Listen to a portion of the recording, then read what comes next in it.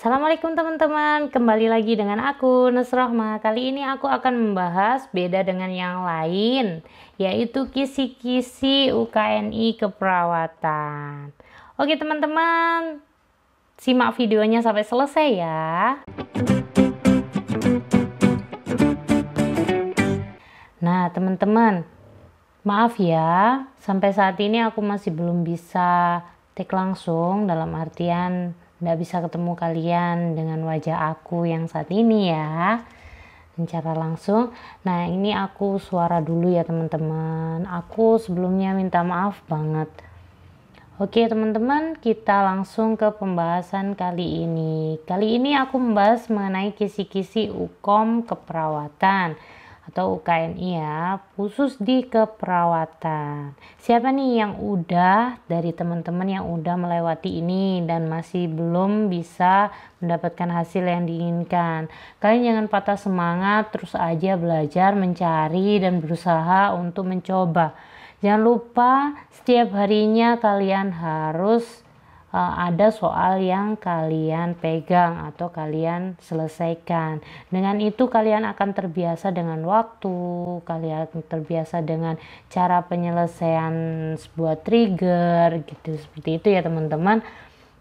Oke, aku juga nyaranin ke teman-teman sering-sering ikut tryout. Dengan tryout itu kalian bisa memanage nih, gimana cara manage mengerjakan soal UKNI ataupun UKOM. Dengan itu kalian tahu mana yang harus diselesaikan dulu, cara apa yang bisa kalian pakai untuk menghadapi UKNI yang akan datang. Jadi tidak terburu-buru. Dengan leluasa kalian bisa mengerjakan dengan tenang, nyaman, dan pastinya hasilnya nanti kalian bisa menjawab dengan tepat. Oke teman-teman, jadi kali ini kemarin aku udah bahas nih beberapa kisi-kisi dari UKNI ataupun UKOM. Itu aku dapat dari buku yang aku baca ya. Kalau kali ini aku mengambil di webnya langsung, blueprintnya dari Kementerian Pendidikan, khusus di UKNI-nya keperawatan. Nah, area kompetensi yang diujikan pada UKNI itu ada beberapa. Yang pertama adalah praktik profesional, etis, legal, dan peka budaya.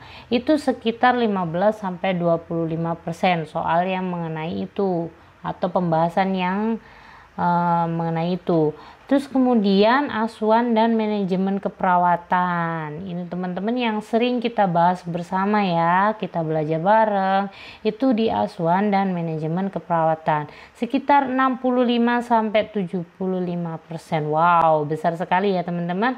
Jadi kalau kalian semisal lemah di praktik profesional, etis, legal, dan lain-lain, kalian harus pasti harus mantep ya di asuhan dan manajemen keperawatan. Ini baik D3 maupun yang S1 atau profesi. Karena di situ persentase soal atau persentase kasus yang diujikan untuk kalian-kalian yang paling besar persentasenya di situ. Kemudian pengembangan profesi ada 5-15%. Seperti itu teman-teman. Oke, jadi dari area kompetensi yang akan diujikan pada UKNI atau UKOM, kalian harus menguasai paling banyak pada aspek asuhan dan manajemen keperawatannya. Oke teman-teman, semangat terus untuk latihannya dan belajarnya. Oke, kategori upaya. Kategori upaya ini dikerucutkan lagi ya teman-teman. Kategori upaya ada promotif, ada preventif, ada kuratif, ada rehabilitatif. Yang paling tinggi di sini kalian sudah tahu ya yang mana. Yang promotif itu sekitar kurang dari 25% dari seluruh pembahasan soal UKNI atau UKOM. Preventif juga seperti itu, kurang dari 25%. Begitu pula rehabilitatif. Yang soal paling banyak adalah kuratif atau penyembuhan atau pemberian asuhan pada pasien yang sakit. Itu sekitar 35 sampai 45%. Jadi kalian bisa nih ngeplot mana yang harus kalian pelajari untuk aspek dari upaya kesehatan. Itu lebih ke kuratif atau pada pemberian asuhan keperawatan pada pasien yang sedang sakit. Tak lupa nggak bisa disepelekan juga teman-teman, kalian juga bisa mencuri poin di promotif, preventif juga bisa. Cuman yang paling kalian bisa upayakan dengan baik itu pada asuhan keperawatan pasien dengan upaya kuratif pada pasien yang sakit ya. Oke, kita lanjut ke domain kompetensinya. Domain kompetensi itu ada 3 teman-teman. Yang pertama ini aku pisahin langsung bandingkan untuk nurse sama D3 ya. Untuk domain kompetensi yang kognitif itu yang nurse akan diujikan sebesar 65 sampai 75%. Sedangkan D3 itu 40 sampai 50%. Di mana kognitif ini itu diuji soal penalaran, soal pemikiran atau argumentasi atau analisa dari sebuah kasus. Itu nurse lebih banyak di sini di domain kompetensi kognitif seperti itu. Kemudian domain kompetensi prosedural atau knowledge yang bisa dibilang tindakan prosedural, pemasangan kateter, semisal pemasangan kateter, pemberian prosedur pemberian O2 ataupun pemberian terapi injeksi dan lain sebagainya. Prosedural itu untuk nurse akan diujikan sebesar 20 sampai 25% dari total soal yang akan diuji.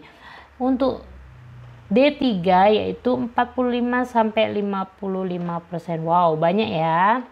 Jadi di sini bisa dikatakan bahwa D3 itu lebih unggul atau lebih banyak keluar soal-soal prosedural. Gimana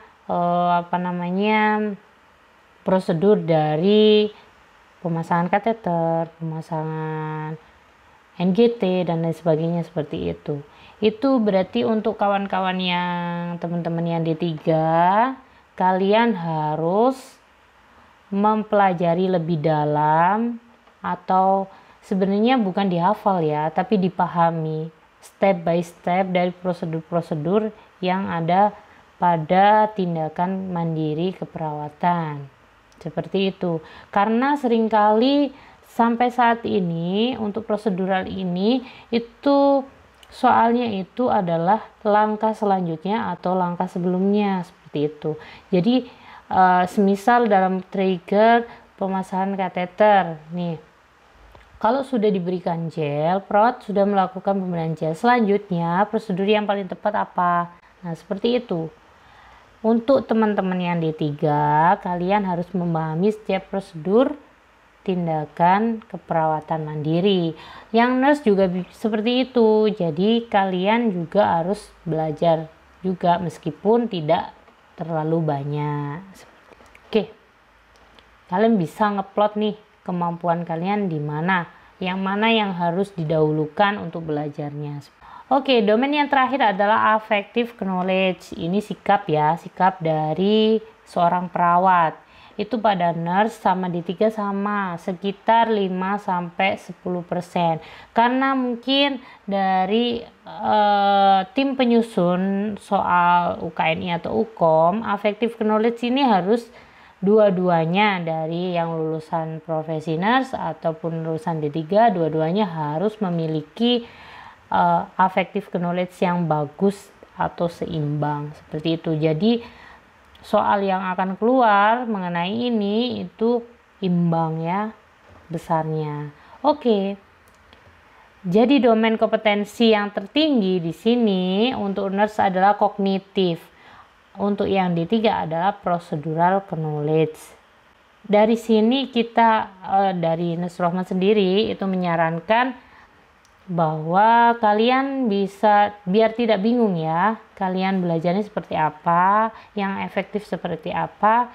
Itu kalau menurut aku, kalau yang profesioners lebih ke kalian cari soal-soal yang kognitif. Kognitif itu penalaran, kognitif itu analisa, trigger, seperti itu.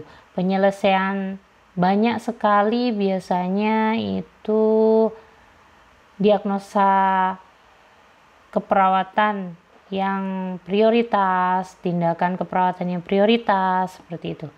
Itu seringkali keluar pada soal UKNI yang khusus di profesional, seperti itu ya teman-teman. Jadi kalian lebih condong ke sana untuk belajarnya terlebih dahulu. Kalau kalian sudah nih dirasa aku udah mahir nih Kak, udah di luar kepala untuk menganalisa suatu trigger, it's okay, nggak masalah. Kalian berarti bisa belajar ke masalah-masalah yang lain, prosedural bisa, affective knowledge bisa, seperti itu. Tapi kalian yang professionals itu kalian harus memantapkan di knowledge kognitifnya ya, knowledge-nya, knowledge yang analisa. Oke, untuk yang D3 juga seperti itu, teman-teman yang D3 perawatan, kalian bisa mendalami atau memegang dengan tepat SOP yang kalian pelajari. Jangan SOP yang di klinik ya teman-teman, bagi teman-teman yang sudah bekerja nih. Bagi teman-teman yang sudah bekerja, jangan sekali-kali memegang SOP yang ada di klinik atau di instansi kalian, atau di instansi itu di apa ya, tempat kerja, di rumah sakit A, rumah sakit B, rumah sakit D, seperti itu. Tapi kalian pegang atau kalian pelajari SOP yang ada di akademik, karena itu biasanya mengadop dari situ untuk penyusunan soalnya dari akademik, dari kampus lah intinya ya. Itu jadi prosedur-prosedur yang seperti itu. Karena kalau prosedur yang ada di instansi pelayanan itu biasanya ada beberapa yang diadop atau dikembangkan. Nah, dikembangkan dengan sesuai kejadian yang sering terjadi di pelayanan tersebut, seperti itu. Takutnya seperti itu teman-teman ya, lebih menguntungkan perawat yang ada di situ, dalam artian tidak menyalahi aturan, cuman dia lebih menyamankan perawat yang ada di situ, jadi tidak belibet tapi tetap pada koridor aturannya. Jadi kalian teman-teman D3 yang mau menghadapi UKOM, kalian pegang SOP yang diberikan saat kalian perkuliahan di kampus, seperti itu ya.